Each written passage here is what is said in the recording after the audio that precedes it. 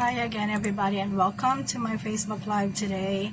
Again, I'm in school right now in the faculty room, but because there are no classes, so I have time for today to do this live for an hour or two. Hello, good afternoon, Rosita. Yeah, I'm assuming you're in the Philippines. Good afternoon. I'd like to share with you today the don'ts when disciplining students in U.S. public schools. As foreign teachers, it's important for us to know these things so we're not second-guessing ourselves, more.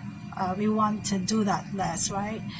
It's one of the most challenging parts of being a foreign teacher because we don't know the culture, we don't know really how they're doing things, although we may be able to attend some orientation days before the actual teaching job, but in most cases, you're going to hit the ground running. So when you arrive in the US, you'll probably go straight to the classroom and doing your classes, and you will not have any complete ideas on what you should be doing, especially when it comes to disciplining the students. So that's why I decided to talk about it today first before we head on to our Q&A after. So again, I'll be talking about some of the don'ts. I found this very nice article online. It's from the Carmel Church School, which for me is one of the best articles when it comes to the don'ts in disciplining students in U.S. schools.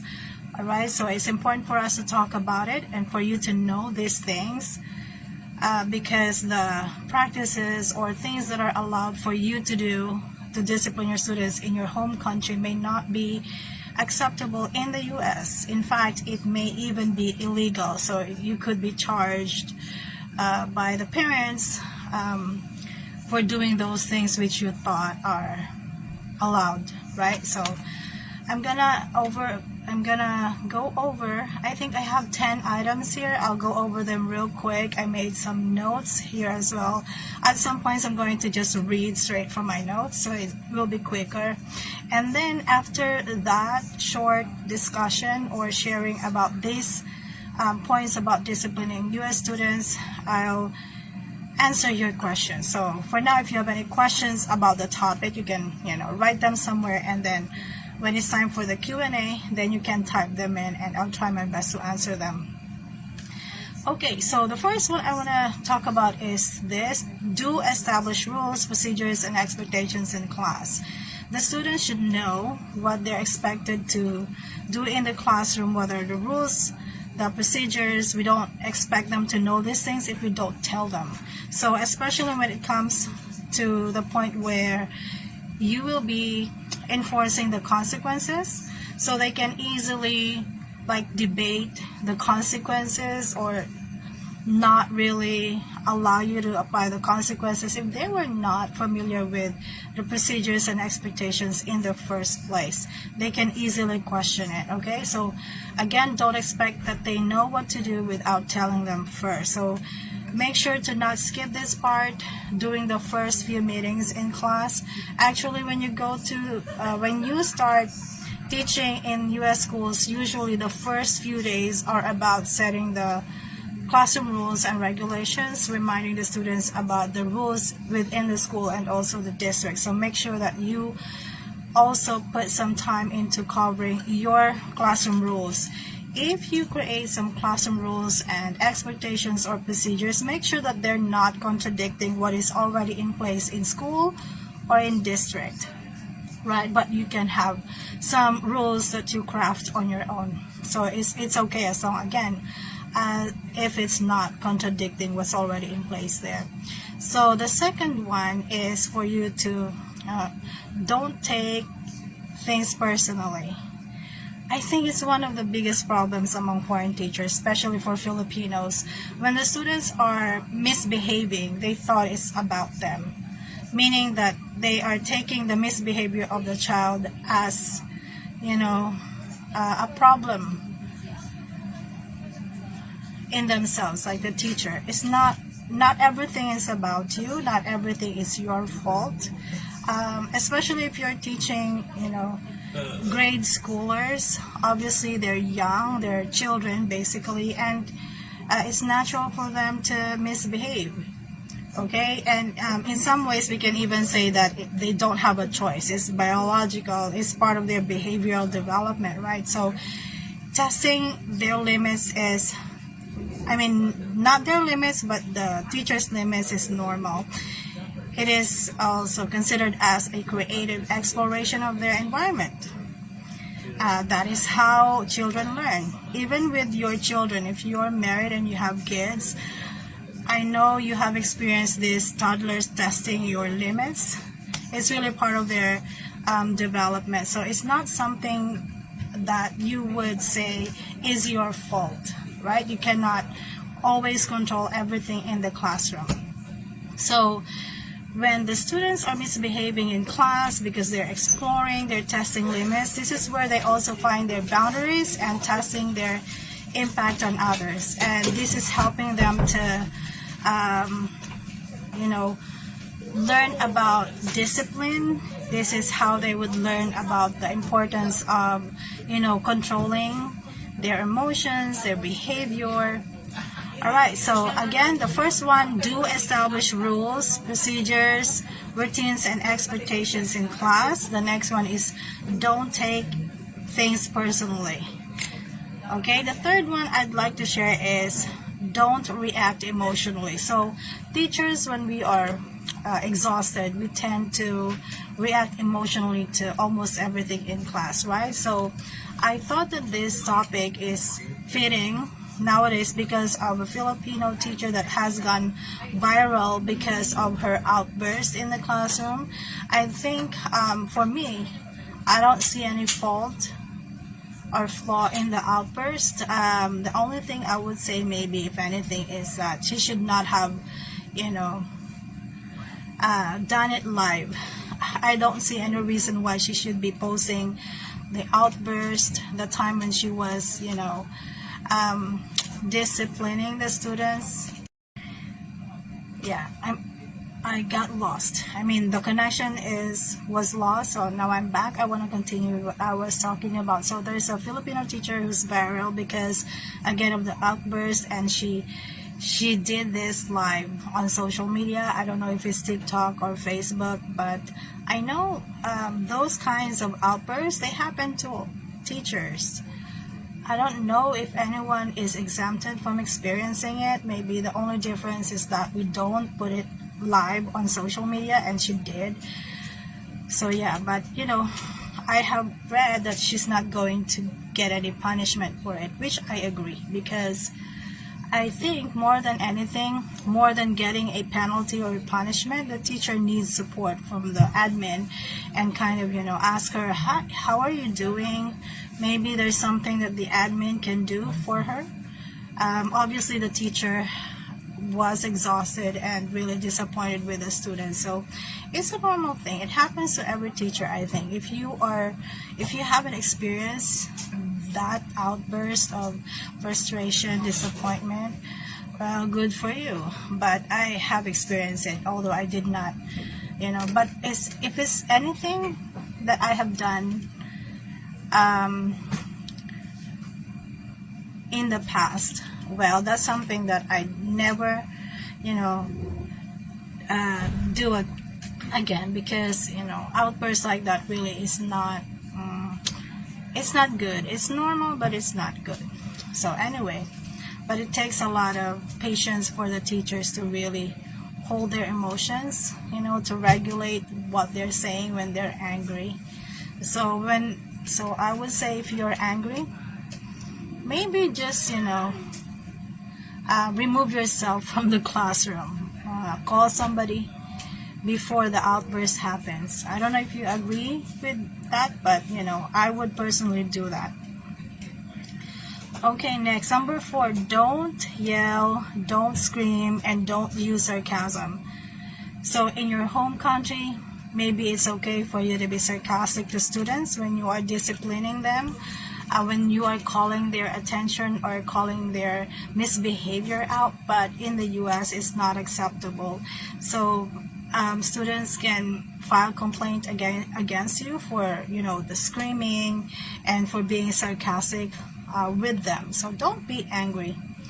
Instead of being angry, The article says to be effective. So let me just read from the article. We all blow it from time to time. When you do, it lets the child win, and you know that the child is in charge. And I agree with this statement. Again, if you get mad in the classroom and you engage in kind of like a back and forth debate between you and the student who is being disruptive or is misbehaving, you have actually participated in a contest that you will never win. Okay, and the students, the rest of the class are watching you and probably are, keeping scores, who they think won the debate or something, who said the smart word or who did not. So as a teacher, even if you're really, really frustrated, avoid engaging in a spat with a student in the classroom. You will always be the loser, so the student will always win. Yep. So let me continue with the article. It says here, children need to trust that adults are in charge, and reacting in anger erodes that trust, since the child can now see that they are able to control adults through their behavior. That's right. If you engage in, like a debate with the students, going back and forth, being sarcastic, screaming, yelling, basically you've lost control, right, as a teacher. And at that point, again, like I said, the child already won, and the rest of the class is seeing it. So we are also, when we get angry in class and we're yelling and screaming, we are modeling problematic use of emotion. So we're showing to the students that we cannot control our emotions. So it creates confusion instead of a clear message of what is appropriate and inappropriate behavior, right? So now the focus is not on why the student was wrong in the first place. The whole thing will now be focused on you losing your temper and being angry and not be able to regulate your emotion, being the adult in the classroom. So anger is corrosive also to the self-esteem of the students. When you're angry as a teacher, you tend to say, bad things about the students. Just like what we saw in the video, like the teacher was saying that the students don't have place in the society, that they're not going to be successful in their lives. So I know the teacher may not really mean to say that, but because out of anger, she's not able to control her mouth anymore. So I'm sure in some ways the self-esteem of the students have been affected negatively. So again, anger is corrosive to the children's self-esteem. When children repeatedly experience adult anger, they come to feel that they are not good enough. So let us check ourselves. Let's be conscious about our emotions in the class. So let's avoid being angry all the time. Okay, so next, number 5, don't repeat yourself, don't explain, and don't lecture. So when I was a student, I've had a lot of teachers who would do lectures in class about how bad we are as a class or as students, and they would even compare how they were as students during their time. It's a common thing among Filipino teachers. We call it sermon, like the teacher being like a priest during Sunday mass, right? Sermon. It will not work there, I'm telling you. So students, they would not even pay attention to you anymore. So when you try to lecture them on bad behavior or good behavior, so that is why the better way is to establish rules and consequences. And if the students are misbehaving, are not applying themselves, are not following the rules, then talk about the rules and the consequence and make sure to apply the consequence. Okay, don't lecture them about, you're not going to church, that's why you're behaving like this, it's because of this and that, because you're coming from a family that's dysfunctional, that's why you're this and that. No, right? So we actually don't have any rights to say those things. And again, maybe in your home country, those things are acceptable, but in the US, you cannot do those things. All right, so next, you know how some teachers sometimes would use a lot of time in the classroom lecturing about behavior. In the US, when it's time for you to teach, the only thing that that is expected to come out from your mouth is the content of the lesson itself. If you're teaching math, there's no place for you to talk about religion. Maybe you can give them some encouragement, but be objective about them. Okay? So you must understand that some of those students don't have religion, some of those students don't even believe in God, some students don't have any, it's not part of their culture, right? So they will not be able to relate to any of those things that you'll be saying anyway. So always maintain objectivity. Okay, number 6. Don't be punitive, right? Use consequences rather than punishment. So I know even in the Philippines, it's not allowed anymore to be punitive, to punish students because of misbehavior. It's debatable, but it could be one of the reasons why it's even more challenging to teach in the Philippines now, right? Because we're not allowed to kind of punish them, especially like during my time when I was young as a student. My teacher would pinch us if we got failing grade, right? The teacher would get a stick and would hit our hand with a stick. Or I experienced a teacher of mine threw my classmate's bag outside of the classroom because he was not paying attention because he had a toy inside his bag, and so the teacher snatched the bag from the student and threw it outside of the classroom. Okay, we don't do that anymore, I think. So more so in the US, you should not be punitive. So again, use consequences instead of punishments. Discipline is about teaching children to control their behavior, right? So the intention is not to hurt, whether hurting the students physically or emotionally. Using consequences teaches the children about reality, because in real life, for every misbehavior that you have in the society, there are consequences, right? So if you do bad things, the police will probably arrest you. That's a consequence. So again, focus on consequences instead of punishments. In this, there are 3 types of consequences. All right, according to the article, there are 3 types of consequences. The first one is natural, next is logical, and then unrelated. So natural consequences, according to the article, allow the children to experience the consequences without adult intervention, right? So natural consequence might be because they took their classmate's pen, the classmate would respond negatively, right? And it could start fight in the classroom. That's an example of a natural consequence. Another example of natural consequence is that if they don't study, naturally they will fail a test or they will not perform well in the class. That's an example of a natural consequence. Another example of a natural consequence is if that they don't sleep early at night, they will be less energetic in the morning. In the classroom, they would probably sleep. That's a natural consequence. We don't even intervene in order for this consequence to be enforced, right?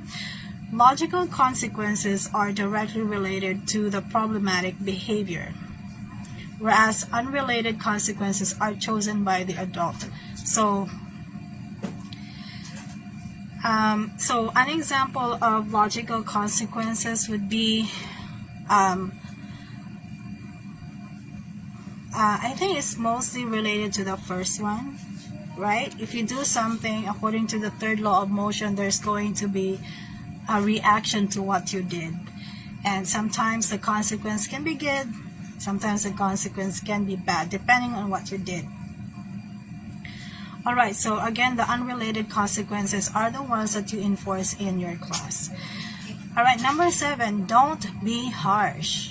A rule is not a rule without a consequence, right? I'm sure you agree with that. The power of the consequence lies in its predictability and in the child's ability to choose. It doesn't have to hurt. Guys, consequences can still be compassionate. It doesn't have to be, again, let's not be punitive. The consequence can be educational even, right? The consequence should not hurt the students, but it still has to happen. So I want to go back to the consequence being predictable. So it is important that, again, you establish the rules and procedures in class, right? So for every rule that the students break, there is a consequence. So it is a good rule if the consequence is predictable. So the students know what will happen for breaking the rule. And this predictability will never happen if you don't apply it. Say if you said that they don't bring their own notebook, that they will, for instance, let us say, okay, I'll use the actual rules that I had in school when I was teaching in the US. So one of the rules is to turn in the assignments. Any assignments, they are given like a week to turn them in. What is the consequence of turning in an assignment late? The consequence is an automatic deduction of 10%. Right? It's not 10%, it's 2% daily. Okay, so while you're not turning in your assignment, you're losing 10% every day. So it is set automatically in the system that we're using in school, so it's not really burdensome on my part. So that's an example of a consequence that is predictable. They know that it will happen. So there's no going back and forth between me and the students. The students don't need to explain anymore why they're late. They already know if they turn in late, naturally they will get the deduction of 2%, right?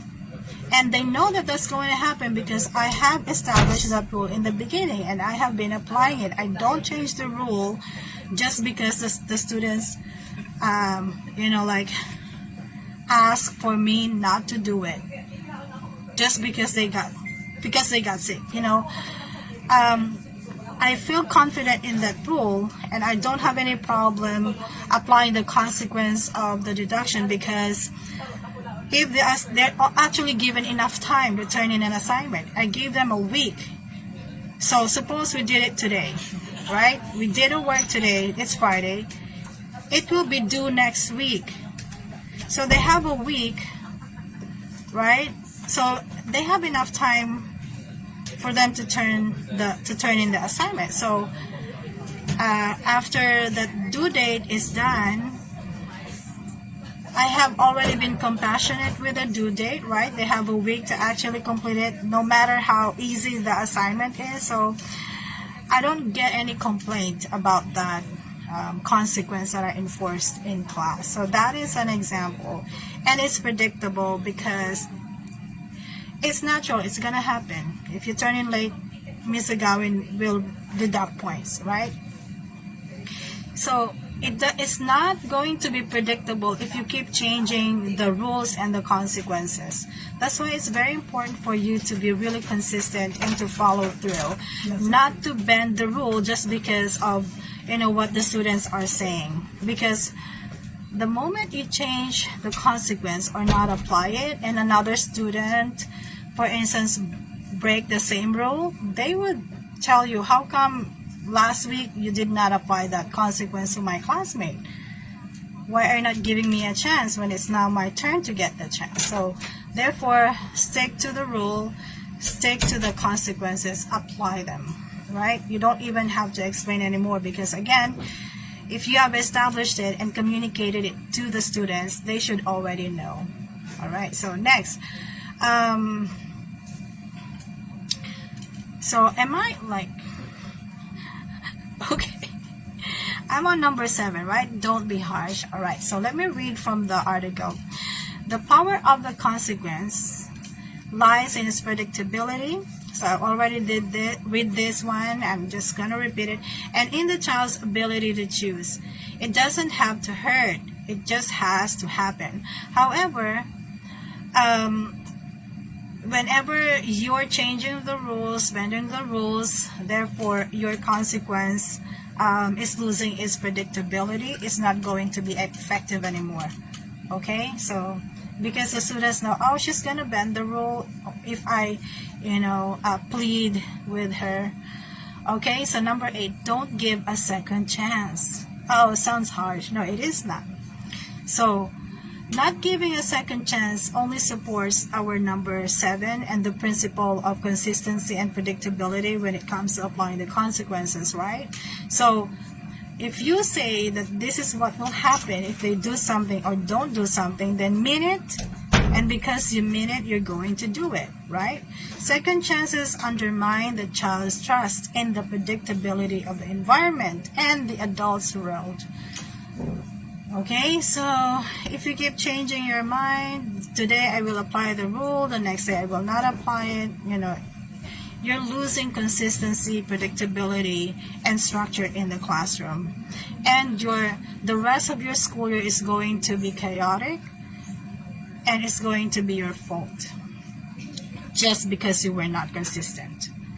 Okay, so if you're consistent, if you don't give a second chance, they learn that there is a payoff in being manipulative, and children are gamblers and will test your limits. Always, they will always test you. Okay, so, and then if you give in, then they win, right? Holding the child accountable empowers the child. It is an act of faith in the competency of the student. Giving second chances undermines the order necessary for a child to flourish. It is important that the students know that you don't play. It is important that the students know that you mean business. Alright, we're on number 9. It says here, don't be a martyr. Okay, we all become over-involved and overworked, and we all overdo things. Doing too much leads to resentment. Respect yourself so that the children, the students, will also respect you. So one example I could give when it comes to not being a martyr is, I would say, not being able to separate what happened in the classroom to your personal life. So it was difficult for me in the beginning when I was on my first year in the United States. So I usually take home all the burdens, all the frustrations that I experienced in the classroom, and I take it home with me. So when I'm home, I'm still frustrated, I am still burdened. But for all we know, the students are already having fun. They already forgot about the misbehavior that they had in the classroom. But you as a teacher are still burdened by it. You're crying about it instead of you already resting at home, instead of you taking care of your children, if you have your J2 with you, or taking care of your husband. So you should be able to separate what's happening in the classroom and your personal life. What I like about teaching in the US is that they don't really expect you to bring home the work. They don't expect you to stay in school like overtime. They respect your time. Even during meetings, if the meeting is only up to 3 p.m., even if they still have a lot of things they needed to cover, they would end the meeting at 3 p.m. Because if they don't, the teachers are free to leave school. Okay? Because, they respect the contracted hours of the teacher. So they don't, that's one of the things. So make sure when you're already there, make sure to leave all work-related things in school. When you go out of the class, when you go out of the school, you leave everything behind. Okay? And then be a wife, be the mom, or whatever, right? Whatever is your role. If you're single, then enjoy your life outside of school. Again, during my first year, it was difficult. It will take time, so you will experience difficulty, especially when it comes to disciplining the students. That's really the most challenging part. It's really not about the content, right? So because we're teachers and we've been teaching for a while, we know the contents. It's really the disciplining part. And so I know that I'm hoping that these things would kind of help you when you get there, because I know eventually you will be there, because that is your goal. And so yeah. And the last thing is, don't be unilateral in your decisions. So what does this mean? It just means don't take everything. Don't solve the problem by yourself.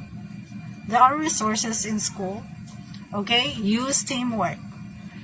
And who belongs in the team?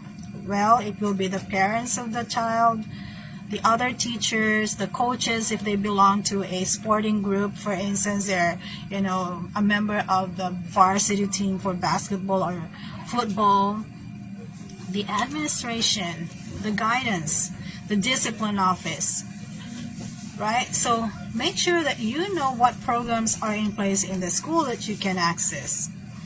It's one of the biggest help that I got. So what happened was, during my third year, I think I mentioned this already in some of my videos about disciplining and classroom management.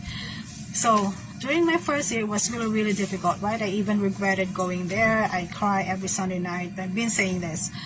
But during my second year, I am resolved to making improvements. I know that I don't want to cry again every Sunday night. I know that I want improvements in my classroom. I learned that I have to establish rules and stick to them, and establish routines as well. And then I also studied the procedures in school about discipline. So in school where I taught, you should not, they actually discourage teachers to always call the discipline office for every little things that are happening in the classroom. They actually don't want that, because they're actually busy with other things. You're not the only teacher there. You're not the only class in that entire school. They have a lot on their plate. So if you're always, calling the discipline office, complaining about a student, but you haven't actually done anything, you haven't tried anything yourself, that's not good. So, it is possible that a teacher's employment will not be renewed just because the teacher's classroom management is really lacking, and that they're not seeing effort from the teacher, that the teacher is just always complaining. Remember that you are a paid professional. You are hired to do a certain role as a teacher there, and that includes making sure that your classroom is managed, that the behavior of the students managed. Because obviously, and we all know this, even if you have planned really nice game for the class, you studied really well for your lesson, you are prepared in terms of content and activities. But if the students are not paying attention, the students can do whatever they like, stand, they're playing. The beautiful lesson that you plan to do will not happen, right? Because you'll be frustrated because no one's listening, no one's paying attention. It's a nightmare. So really, you should take care of your classroom management skills. Read about it a lot, watch vlogs, watch videos. There are so many teachers who are sharing about this, because like I said, for foreign teachers, is the most challenging part, the behavior of the students. We can account for the culture difference. Also, the foreign teachers, this is the reality. You will not be placed in the good schools. Like I said, schools there have grades. There's A, B, C, D schools, right? So A is high performing school. So the foreign teachers, you will be placed in C or D schools, because that is where the shortage is. Because in very good schools, obviously the teachers will stay there. Not a lot of teachers resigning every year, right? So that is why I'm telling you, work on your classroom management skills. All right, so just to recap 10 things. Number one, do establish rules, procedures, and expectations in class. Number two, don't take things personally. 3, don't react emotionally.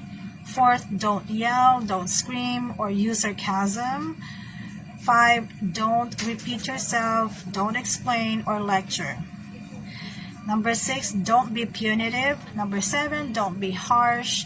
Number 8, don't give a second chance. Number 9, don't be a martyr. And number 10, don't be unilateral in your decisions. A couple of other things that I want you to remember, because this could cost you your employment, okay?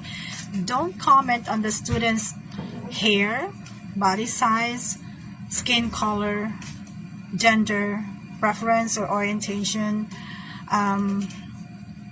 Don't comment on, what they're wearing.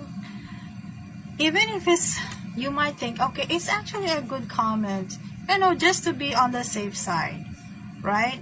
Unless you probably already established a good relationship with the students, like you have a rapport, might as well just, limit your comments to things that are objective. All right, don't comment on those things. That's one. Next, do not touch the students. No matter what happens, don't touch the students. When they're fighting, don't break the fight. There are people who will do it for you. So when there's fighting in the classroom, call the dean. Okay, but don't even let a fight start in the classroom. So I already made a video about these things. So check out my detailed videos on classroom management, preventing fights in the classroom, how to overcome homesickness even, and lots more on my YouTube channel. So I suggest for you to make sure to explore my playlist on my channel. So yeah. Then don't talk about religion in class unless that's the subject, right? And there's even no religion classes in public schools in the US. So don't talk about your religion. Don't talk about your political views, again, if it's not your lesson. Say you're a science teacher, so don't talk about other things, just to be sure. So they say even that US is the land of lawsuits, and it's true. You will see it there, right? You know how in the Philippines the billboards are, brands of clothing, brands or restaurants, right? In the US, the billboards there are lawyers, Morgan and Morgan. It's all about lawyers, because there are so many lawsuits for everything. They have lawsuit for it. And as a teacher, you're exposed to these things. So don't give them any reason to file lawsuits against you, right? So it's very important that you know the rules in the district and the school. And yeah. All right, so I am done with my short presentation. I'm now ready to answer your questions if you have any.